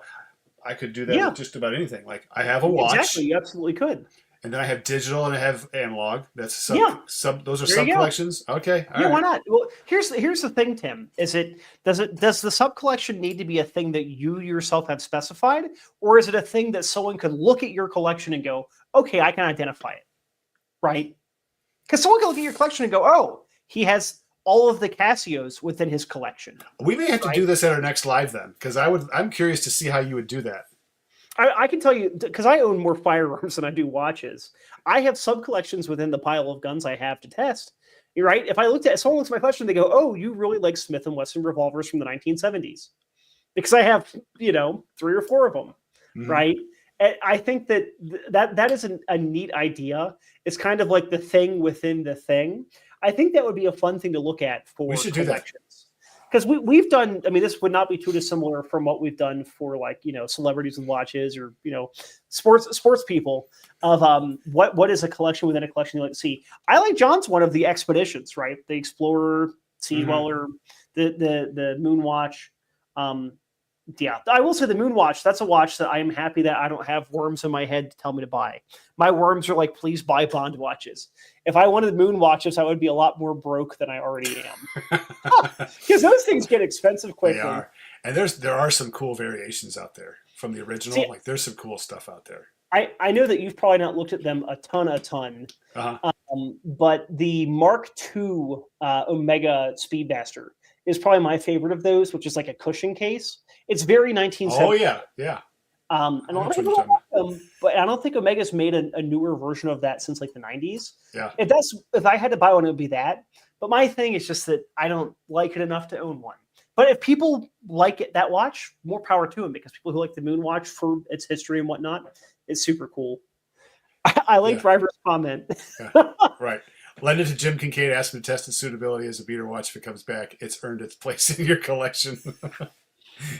I saw one he did recently where he was changing the diesel fuel filter on his vehicle. It's like, oh, I was told not to get this in the fuel filter or in the fuel, and I set it right over here.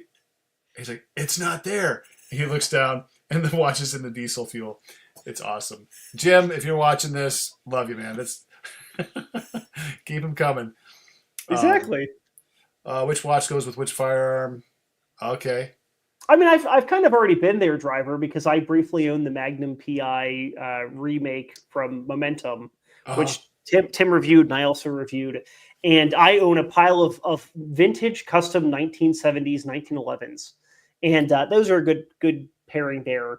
And for the Arnie, I have an MP5. I have a Turkish copy of an MP5, but they're made with HK tooling. And that pairs up well with that because Predator and this and that. Trust me, I've been there. I've had people say, "Why don't you do that?" But maybe in the future. I will say, here's what I will say. I'm not worried about hurting my mechanical watches with recoil and shooting, because I think people who worry about like, oh, I don't know where this watch golfing because I'm going to hurt it. Like, if the watch is not made in like 1940, you're probably fine. But I gravitate towards quartz when I'm not shooting because I am usually being very rough when I'm out shooting. Yeah, that's the big thing. It's not just, oh, I'm shooting a gun. I'm throwing up target stamps. I don't shoot at the range. I drive out to a mountain and have to haul all of my equipment up there with me, which means I want to have a watch that if I bang it into the side of my car or something, I wouldn't really worry too much. Yeah. Yeah. John, that would get expensive. That would get expensive. That's for sure.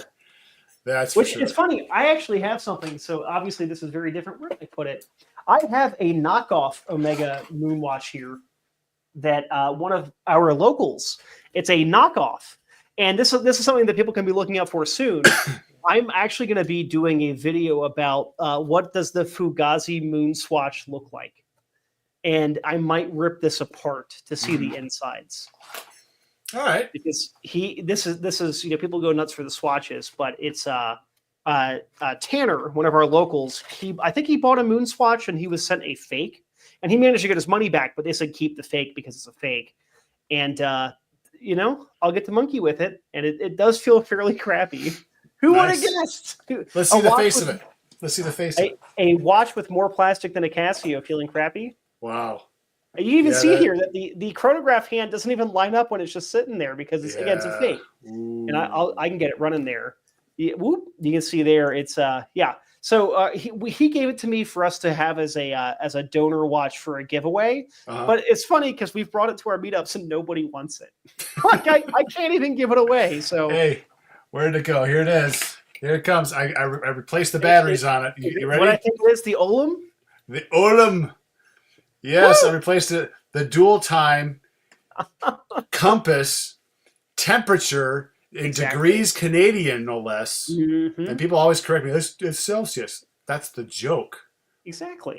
And it's accurate Canadian. To plus or minus 50 degrees Canadian. Right. And the compass, I'm not even sure it spins around 360. It's close enough. Actually, it does kind of spin around a little bit. But the fact that you have a dual time, completely fake chronograph. The pushers on here have no function whatsoever. It's just you have the two crowns, okay, and that's what does. This crown does this side, and this crown does this side. That's it. But I went and replaced the batteries, which was probably worth more than the watch. Oh, absolutely! It's back up and running. So so you have a meetup this Saturday? Yeah, we're doing one day and a half, a morning meetup. Morning meetup, okay. A breakfast meetup, but we have another one coming up at the end of the month that is going to be an evening meetup. We do 2 a month these days. Okay, evening meetup on a Saturday? I think it's the 28th is the day I'm shooting for. Okay, all right. I might make it down for that one. Or alternatively, come down in July and we can go shooting together. Bingo. We should do a live show there. Oh, we can't do that with shooting. Shoot. Well, also, I shoot on a mountain where I literally don't have cell service, so it would be unless you want to bring out a satellite telephone, a live stream via satellite coverage. Yeah, yeah. I think YouTube would probably shut us down even before we got. They absolutely would. Second or third shot off. We'd have to hop onto some sort of questionable other streaming site. Yeah, one out of Ukraine or something. Right. This will be a funny little tidbit, but during COVID, when YouTube was being exceptionally harsh for gun content, a lot of the gun people ended up going to the pornography websites to post their content because they were not deleting the videos as like a hey YouTube screw you. And it's funny because a lot of those videos are still just there, like because they didn't care. It's a website that has nudity. They don't care if you have guns on there. Yeah. Huh. I was not one of the content creators who went to. Good for you. Avoid those sites, everybody. All you guys out there, avoid those sites. What was I going to say? We usually end our show with the question that you ask, which is, who are you watching lately on YouTube? So Paul, who are you watching lately? I will actually direct our wonderful people to a video I uploaded a day and a half ago, where I actually list 8 YouTube channels that I am currently watching. Yeah, I saw that just today. it's fun because with YouTube, and I think that your viewers know this and mine know this. For us, YouTube is not like TV in the sense of like if you watch TV, you're never going to go meet the Brad Pitt or the whoever. But on YouTube, you drop a comment, I will see that. Someone drops a comment on your video, you will see that. We like to have that conversation there. And I have that in that video that I shared. And that video is just for firearm stuff. Because I've been working on guns. I've got some projects coming up here pretty soon.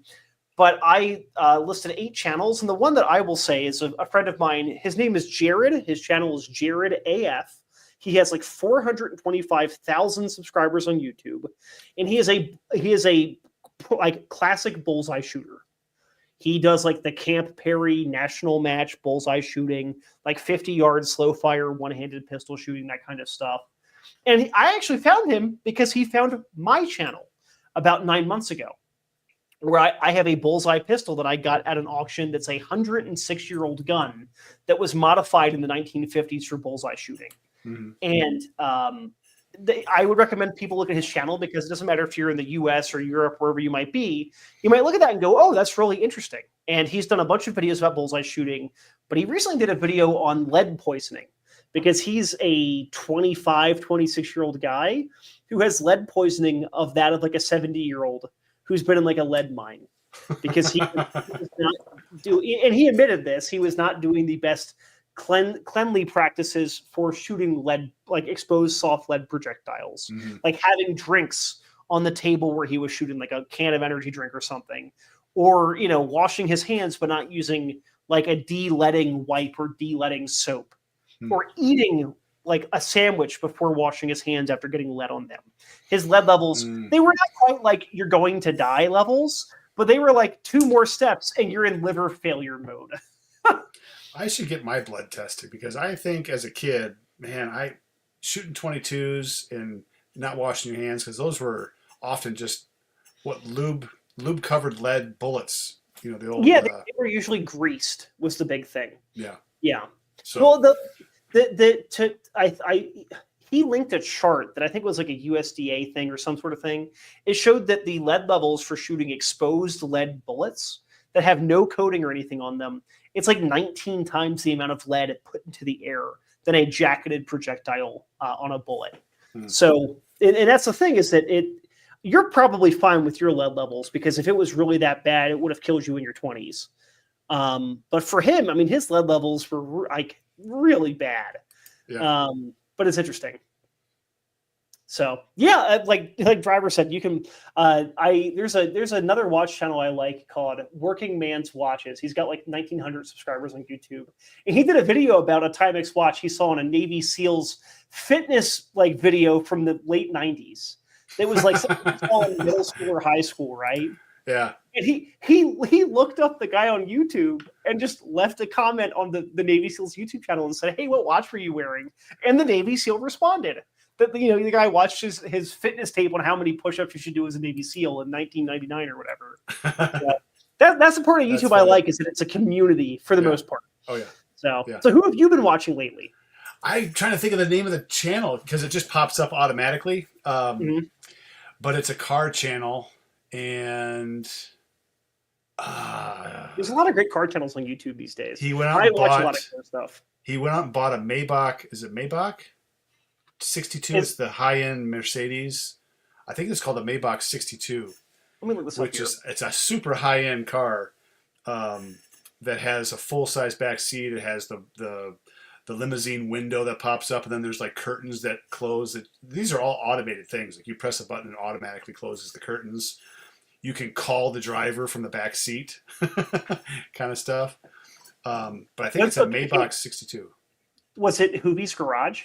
That's it, Hoovie's Garage. Okay, so this is a fun thing. I love Hoovie's Garage. I love his videos. Between him and I'm sure you've seen the Car Wizard show up in his videos. Yeah. The Car Wizard's great because he's not like working on exotic cars. He did a video last week where it's like someone brought in a Chrysler 200 that's basically totaled, and I don't want to work on it because the amount of work would cost more than what the car cost. Yeah. Hoovie's is great. I would certainly recommend Hoovie's Garage. Yeah. And then if you found him, have you seen Car Trek? I don't know that I have. I don't know either way. So you know what Top Gear is? Yeah. Car Trek was Hoovy and two other big car YouTubers who essentially did their own like little Top Gear style mini shows where it's like we have a budget of 20 grand and we all have to buy Italian sports cars and drive from Las Vegas to Florida with them and then do challenges in the middle. Stuff like that. Yeah. And one of the guys showed up with like a flood damaged Lamborghini where nothing worked. Right? Stuff like that. So yeah, Hoovies is fantastic. He's got a Maybach. He said he loves it for his kids. Yeah, well, the kids in the back.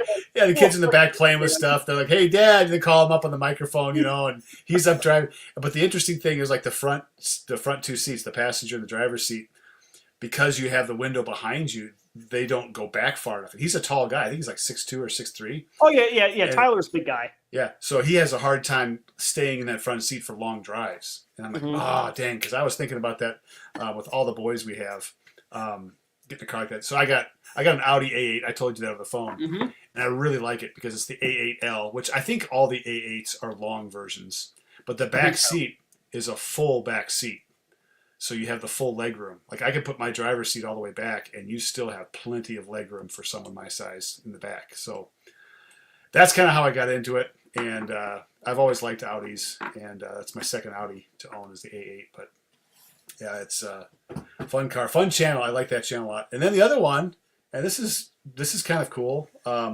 So I'll give a little piece here of my history. Guys know I'm a Christian. So when I was in high school, I don't know if I should say this on YouTube or not, but whatever. When I was in high school, I stole a Bible from the church. It wasn't a cheap Bible either. So I stole it, and I was like, oh, this is it's an NIV study Bible. And so I've had that Bible for like 40 years. The irony of this is like pretty thick, ask me. Like, you go into a church to steal a Bible, and then that Bible ends up changing your life. So the reason I bring this up is because the cover's like coming off of it. So I've been fascinated by guys that recover Bibles. Interesting. With leathers and how they do it and how the Bibles are put together. They're sewn, like the pages are sewn together. And then they also have like clusters of pages. Like the whole thing is fascinating. So I've kind of gotten into the whole Bible rebinding thing. And of course, this 40-year-old Bible needs to be recovered because the leather's separating from the inner page. So I got a guy that I contacted through this. And it's Mike. Oh, what's his name? Not Mike Winger. That's a different guy. Oh, I can't think of the name. But he does Bible reviews, and he's mentioned a bunch of these Bible rebinding guys. And so I watched that. And I've been watching Bible reviews. I bought 2 more Bibles. Like what version is this? What does this one have? What does this one have? It's like, again, I'm nerding out over something like that. But I went from one Bible that I stole as a teenager to having 3, and I love it. Love it. So well, that's the joy of YouTube is that if there's anything you want to find, you can pretty much find it. Yeah. So, all right, Paul, let's wrap it up. Thank you, everybody. Driver John. Who else was on here? Jay. My good buddy Steven. We'll get him wearing a watch before too long. SLJ Productions. Tien Tanto. Thank you guys for joining us. I will say, I would direct people to Steven's channel, SLJ Productions. He does great media related things. So Bond, Star Wars, things of that nature, reviews, ranking lists. Right. He's got a couple of videos that are at or above 500,000 views at this point. So people give him a look. He's got a great analytic mind for media. Wow, cool. Good to know. All right. Thank you, everybody. We'll catch you guys next time. See ya.